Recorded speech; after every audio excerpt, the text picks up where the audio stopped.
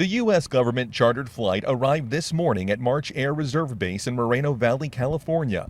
The 201 passengers are U.S. diplomats or U.S. citizens considered at risk for contracting the deadly coronavirus. The door is opening. Government health officials say they are being screened for signs and symptoms of the respiratory illness that's killed at least 132 people, most of them in China.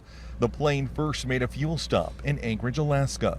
The whole plane erupted into cheers when the crew welcomed them back to the United States.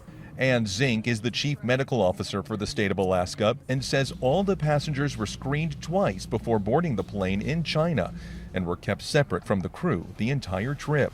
They were monitored throughout the flight, and in Anchorage, the passengers were screened twice more and were approved to continue on to California by the CDC. Dual American and British citizen Ian Thompson was on the plane and chronicled his journey that began on highways in Wuhan, China, deserted except for police checkpoints. I had to go through my embassy to get here, and it's basically a case of I'm lucky to be on this flight. The passengers will now have to stay here at March Air Reserve Base, quarantined anywhere from 3 days to 2 weeks to see if symptoms develop.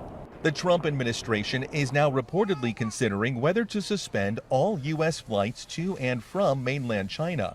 Some major airlines, including British Airways, have canceled all China flights. Here in the U.S., health officials continue to say the risk to Americans remains low. Chris Martinez, CBS News, Moreno Valley, California.